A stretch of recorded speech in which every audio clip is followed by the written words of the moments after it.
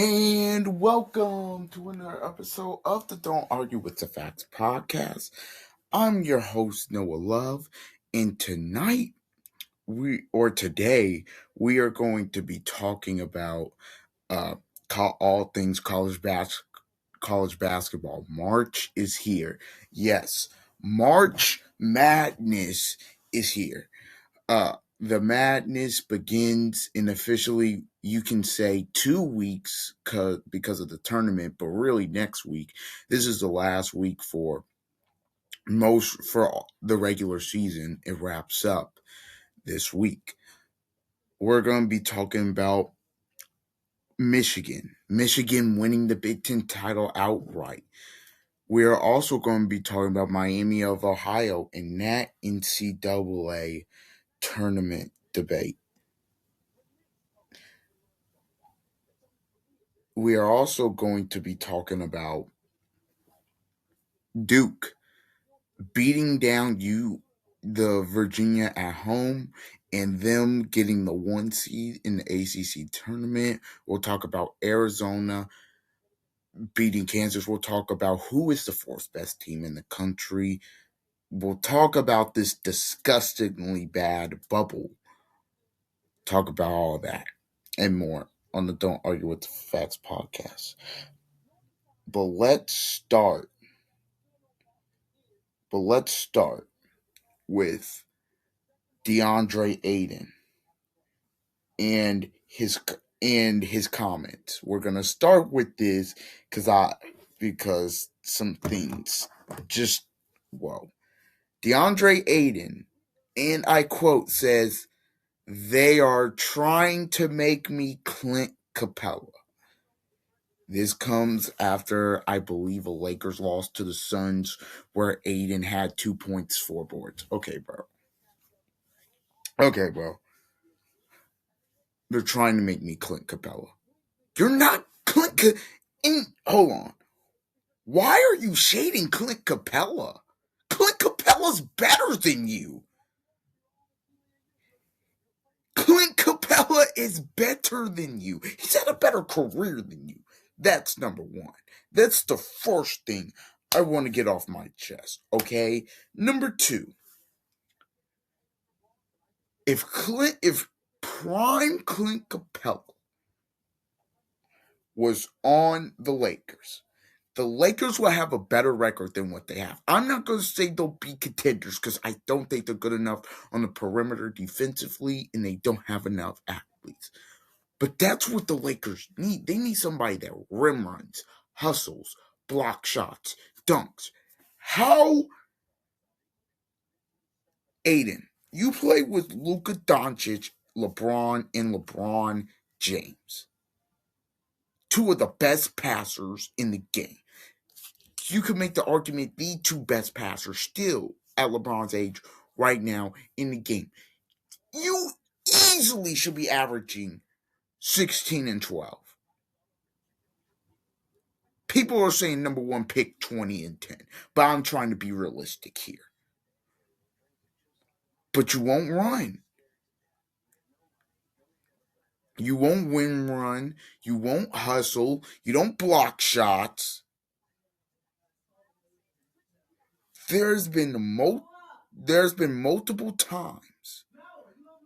There's been multiple times where Deandre Ayton has JJ Redick has had to take DeAndre Ayton out of the game because he has not given enough effort. And the Lakers have gone on runs, and JJ Redick just says, I'm going to leave him out. Clint Capella is way better than DeAndre Ayton. Way better. Again, I know Kenny Smith will talk about this on NBA Tip-Off, I believe, on Friday. And the guys kind of jumped on him, Shaq and Chuck. But I know he was trying to say DeAndre Ayton thinks he has a better skill set than what he does. DeAndre Ayton thinks he has a better skill set than what he actually has. He's wrong. Or they're not using him correctly. He don't play hard all the time. You cannot get an expanded role in the offense if you don't show them that the role you do now, you can't do that excellent. I mean, 2 points and 4 boards. Bro, they could have got Nehemiah if the guy on the Celtics, if he was on the Lakers, he'd probably be averaging a double double on this team because he's their only rebounder. Again, Keita blocks shots, rebounds, is gonna run the floor, gonna get easy dunks. Again, even when he gets on the ball, even when he gets on the ball in the post up, he doesn't do anything with it. Again, Miles Turner is way better for this team than Deandre Ayton. You name it. You name the center. I'll give it to you right here. So these comments to me, they're just asinine in my opinion. Because to sit up here and to try to downgrade Clint Capella, where like, oh, they try to make me Clint Capella. That's not bad, and you're not better than that. So what are we talking about? Clint Capella, it's a shot at Clint Capella. Clint Capella's better. He's had a better career than you. I'm glad Charles Barkley said that. So he's had a better career than you. He's better than you. Like, what are we talking about here? DeAndre Ayton DeAndre Ayton is on the verge of being out of the league. That's how bad he's playing. He's on the verge of being out of the league. He's a former number one pick. But again, Lakers fans tried to warn you about this guy. Look what he did at the end of Phoenix. Oh, I'm a max player. No, you're not. They gave you the max and we saw what happened. And really, Phoenix didn't really want to give you the max. They just didn't want to lose you for nothing. That's really what that was. They didn't really think of you as a max player. That's why they waited so long. If DeAndre Ayton was really a max player, they would have given him that max. Then he goes to Portland. But that's a disaster. That doesn't even look right. They got Clingan now, and they're better off. That's not even right. So now they go. Now he's in LA. And the stuff that he was doing in Phoenix and Portland, it's now under a intense microscope 24/7 because it's the Lakers. That's what it is. So to again, Clint Capella, I get to play with Luka and LeBron James. All I have to do, I'm 7'1". All I have to do is block shots, rim run. I'll get easy dunks, drop off, play hard, and I'll average what? 18 and 10? Sign me up. Sign me up, bro. Sign me up at this. Sign me up. That's all I have to do. And yeah, I'm taking shots at. You're taking shots at a guy that's better than me. At a guy that's better than you. Come on, bro. Come on, bro. Like, what are we doing? All right. Let's shift to college basketball now. And I'm going to start with Miami of Ohio because this debate to me just makes no sense. Miami of Ohio's 29-0. Bruce Pearl made a comment, said even if they lose in their conference tournament, the only way they should get in is an automatic bid, and that they should be out. Let's, because I'm getting pretty sick of this, dog, or this debate. Miami of Ohio should be in the NCAA tournament field even if they lose a game in the conference tournament. You're telling me that Miami of Ohio is not one of the best 68. You're telling me Miami of Ohio isn't better than Ohio State, Indiana, uh, who else is on that freaking bubble? New Mexico? Like, come on, dog. Really? They're 29 and oh. If it was easy to be undefeated in the conference, everybody would do it. They are not, everybody would do it. They are a really good team. Oh, well, they escaped from Western Michigan. Okay, why are y'all trying to sneak Auburn into the field? They're the most egregious in that people are trying to sneak in the field. Auburn is 15 and 14 and has quad three. I think they have a quad 2 or 3 road loss to Mississippi State and a quad 3 home loss to Ole Miss. They're 15 and 14. They're trying to sneak them in the field. You're trying to sneak that team in the field, but Miami of Ohio can't get in the field. They're again, they haven't lost a basketball game.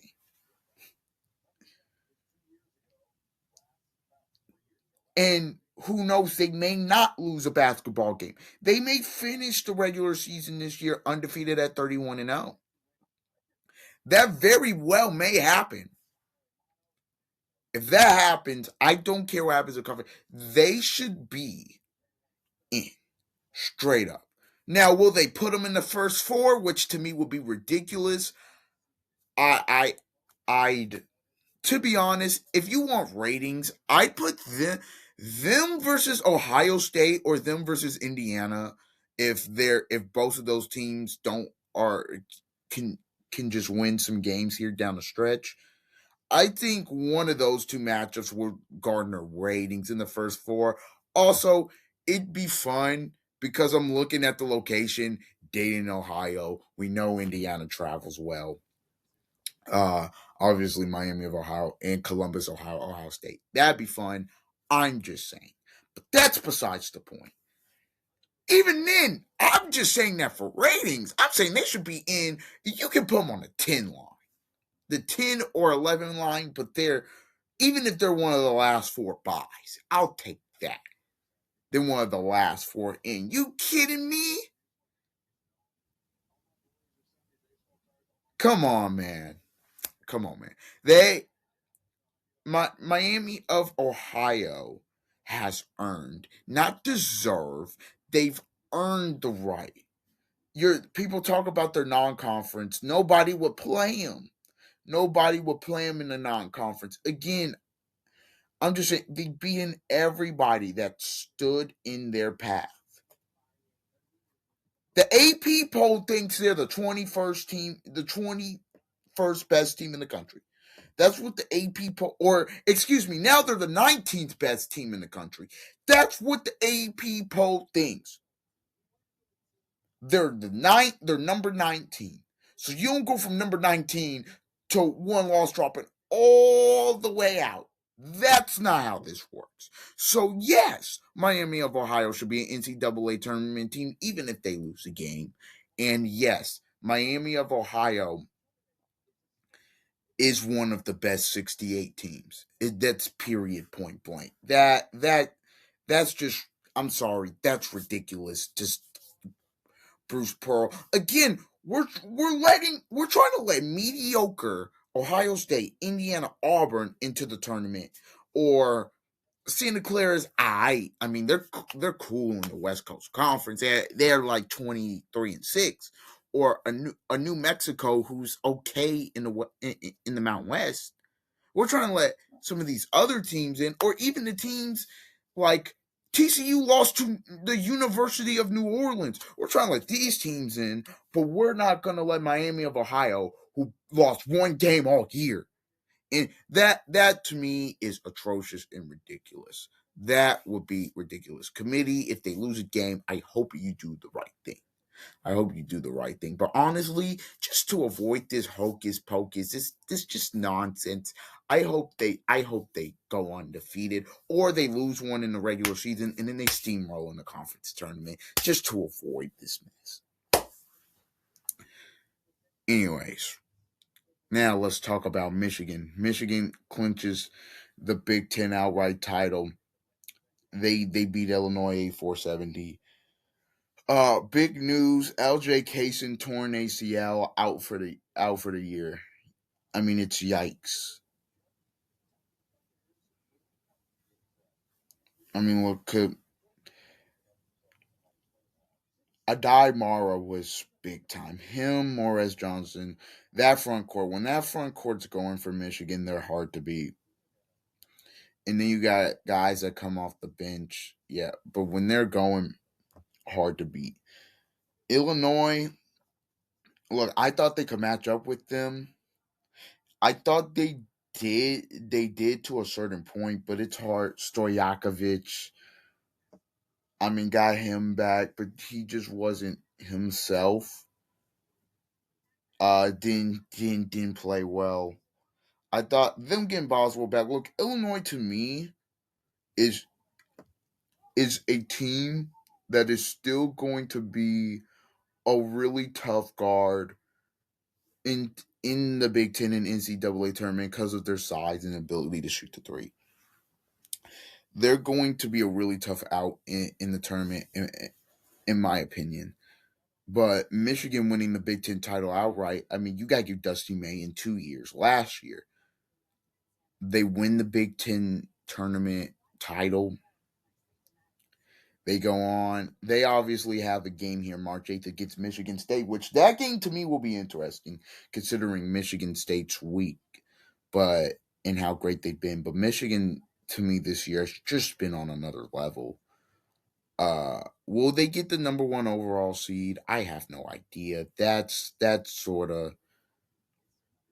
I'm actually just going to. I'm actually going to merge these conversations now that I've mentioned it, but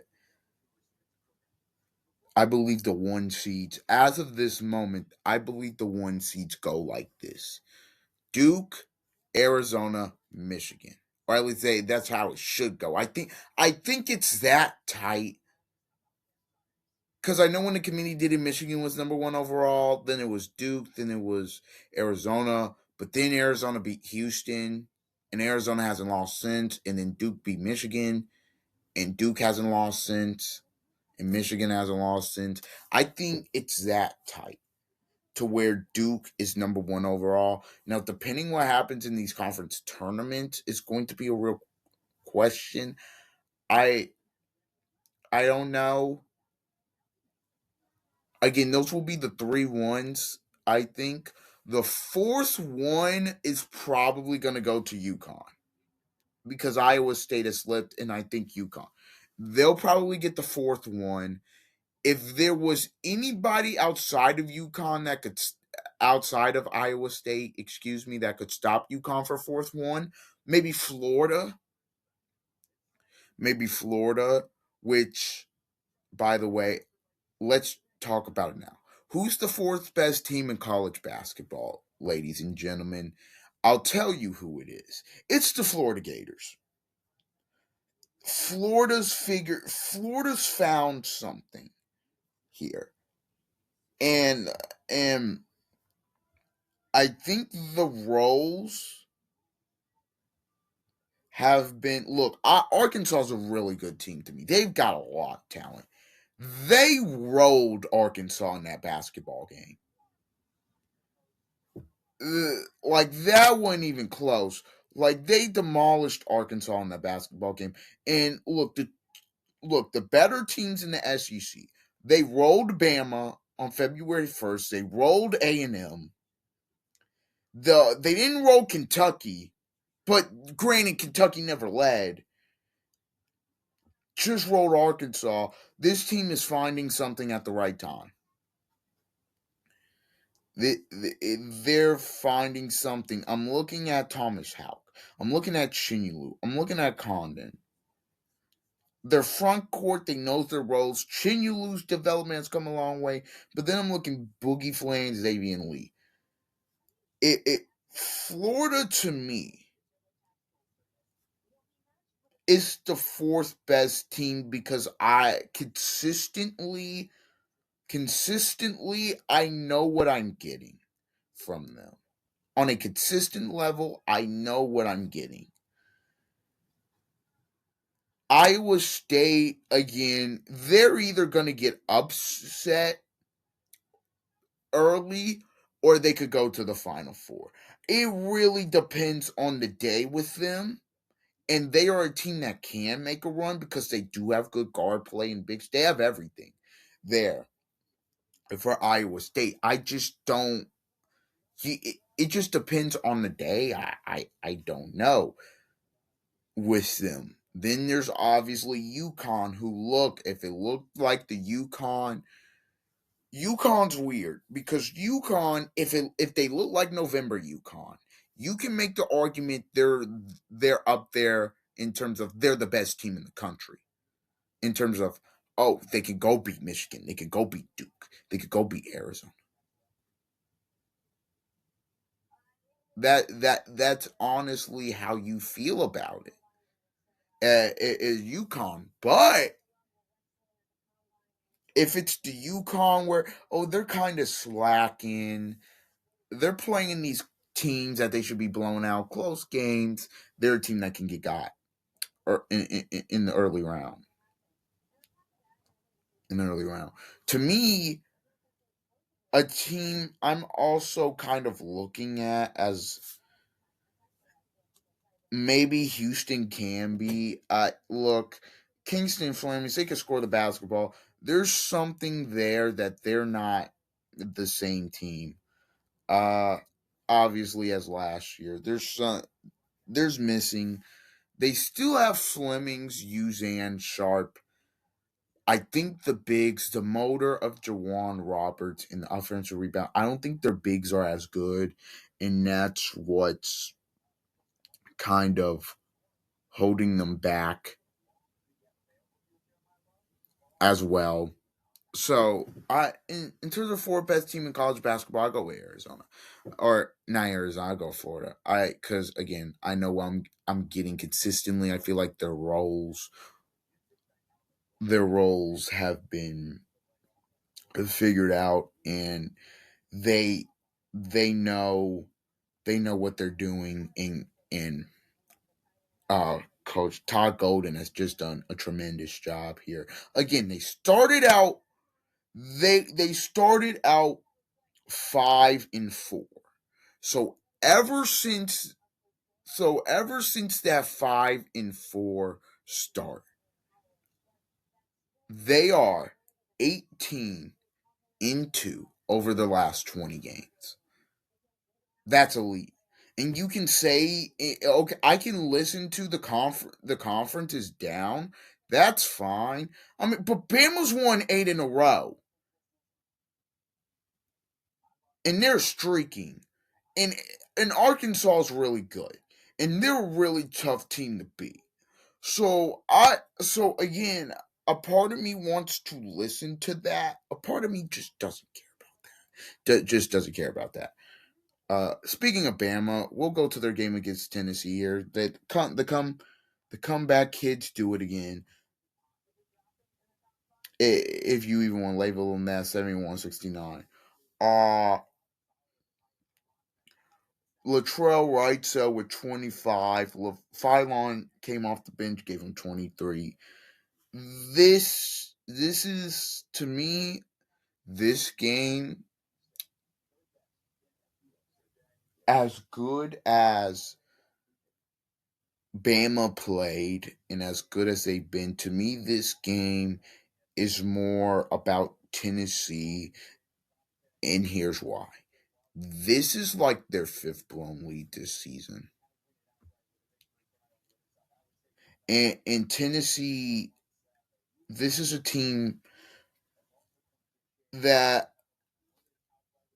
if you're down, you got hope. You can come back against Tennessee. It's another game that they've blown that they blew. You look at the two Kentucky games, and you look at those games, and you say how they win how they lose those games. Look, Tennessee got them earlier in the season when Alabama wasn't playing very well. But to me, Tennessee's a team that I'm just looking at upset potential. I mean, maybe Rick Barnes. I don't know. They're probably what in that 5-6 seed range, 5-6 seed range. So I don't know about Tennessee, but Bama. I mean, I eat Nate Oates. He's got them rolling. You know what they're going to do. They're going to play with a fast pace. They're going to shoot a lot of threes. Their guards are going to score the basketball. Alabama has done pretty good in March the past couple of years. You look at last year, the Elite Eight in a Final Four run. Are they making a Final Four run this year? Probably not. I don't know. I don't think their bigs are good enough. Don't think they're deep enough. But their matchup problem because those guards have been in the tournament. They're so good. Again, is Phylon in Holloway Mark Sears? No, but they're pretty dang good. They're pretty dang good. So yeah, that's that. Let's talk. Let's talk about Duke winning it outright. Duke wins the ACC outright. They beat Virginia by 26. I believe Virginia's one of the most underrated teams in the country. Virginia could score the basketball. Virginia's really good. And Duke, they hold them to 51 points, clamp them down. Duke's ability to guard you at a high level is the scariest part of them. They're the reason Duke can win the national championship again. Obviously, last year's team is more talented. But I think this year's team consistently guards on a level that last year's team may not have been able to reach. I mean, if Duke if Duke gives up 80 or 90, you're looking at this like what? And I'm just going back here. I don't know how many times they've given up 80 or 90 all season. I mean, okay, they gave up 87 to Florida State early in the year. Gave up 80. They gave up 82 to Texas Tech. That's it. So we're talking about a team that's given up 80 points twice this season. And we're talking about a team that just suffocates you defensively sometimes. And sometimes you contribute it to a bad shooting night. But they're really good. They play at their own pace. They run good offense. The one thing that would scare me about Duke in terms of their potential is sometimes offensively, I do think they get stagnant and they aren't the best in terms of the half court. And I think if you face a team that's great in a half court or a team that pushes the pace, get buckets, you could get got in terms of that. I do think sometimes Duke, you look at their guards, they're not always great. They're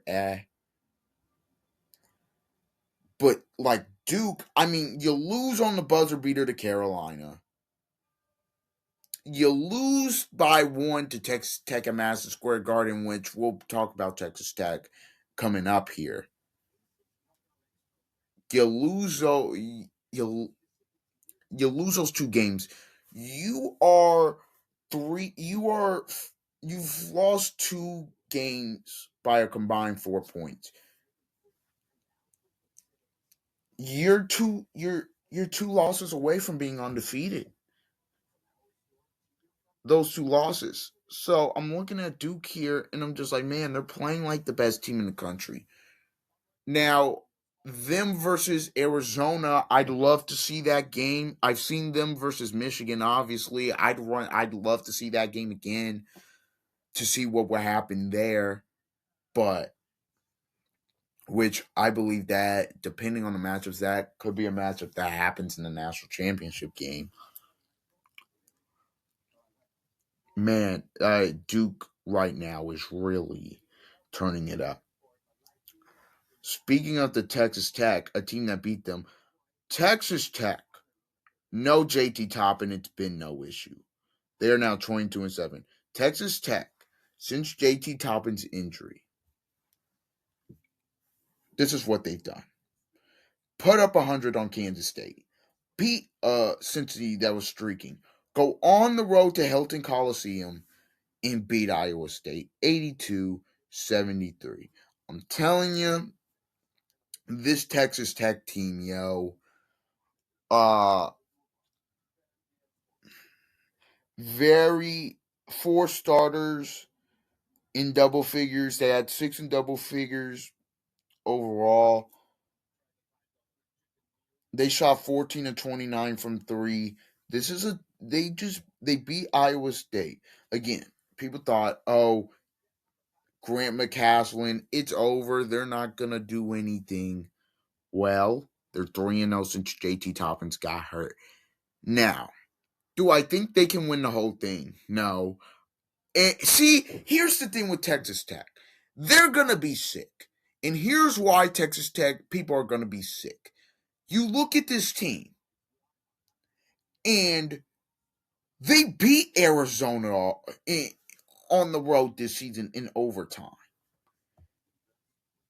They beat them. They beat Duke on a neutral site. Two of the best teams in the country they've beaten. And they've really figured it out in conference play. And they beat Houston, right? They're probably going to be sick if they don't make a run because you think with JT Top and this team could make a run. They've got great shooting. This team to me again, this is the same team that last year they come back late against Arkansas to get the win. They are 2 minutes away, up 8 from being in the Final Four. The Final Four was right there, and then Walter Clayton Jr. happened, and it slipped away, and it's brutal. That's how close Texas Tech was to the Final Four last year. Texas Tech has beaten two of the best teams in comeback fashion. Or Arizona was more of a back and forth heavyweight fight, but they came back and beat Duke early in the season. Texas Tech is a team that it's a dark horse. You felt like to make a to win a national championship. I don't now. Can they make a Final Four? Again, we'll see through these final two games. They play TCU and BYU, but if they win those final two games, I'm looking at Texas Tech. I'm like, yo, maybe they can go to the Final Four.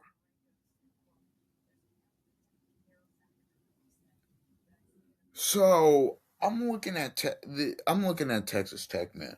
I am highly, I am highly impressed with what I've been see what I've seen with the Red Raiders. Grant McCaslin. I mean, give him all the credit in the world. Give him all the credit in the world for what he's done with that basketball team here. Uh let's before we finish up, I want to talk about St. Mary's. St. Mary's beats Gonzaga to clinch a share of the West Coast Conference.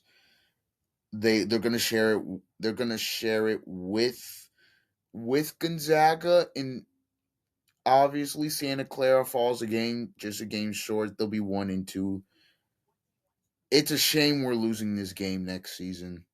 Hopefully they'll schedule a home and home or something in the non-conference view. It's a shame we're losing this game of conference realignment. St. Mary's versus Gonzaga never disappoints. Again, it feels like St. Mary's when Gonzaga always gets St. Mary's when they go to that floor. St. Mary's always gets them. St. Mary's, Mikey Lewis, the sophomore, 31 point for them. He was the best player on the floor. He was the difference maker. St. Mary's, again, when they go into the tournament, you don't know what they're going to be, right? They're a very good team. You don't know what they're going to be, but under Randy Bennett, but they are going to be a very tough out. Gonzaga, I say the same thing because, again, I just have blind faith in Mark Few at this point. That's kind of what it comes down to for me. I have blind faith in Mark Few, and I really think he's going to do a great job in the tournament. But they're good. I don't think they're elite in the sense of they can win the whole thing. Can they make, I think they'll make the Sweet 16, maybe even Elite 8. I just don't think they're, if they run into one of those three in the Elite 8, which is a which is Duke, Michigan, Arizona, I don't think they could beat them. Now, depending on who the fourth number one overall, I do think they have a chance against a UConn or a Florida, but again, I don't think they're better than those teams. I really don't think they're better than Illinois or Michigan State the way they're playing at the moment. But I do think they have a chance against those teams. So Gonzaga, they've just been a team up and down. They've escaped a lot of games this season. And when you watch them, they're not vintage Gonzaga. I had, now the team last year coming down the stretch was better. This team has been better overall. But I think coming down the stretch last year, I mean, you watched that game against Houston. They could have beat them.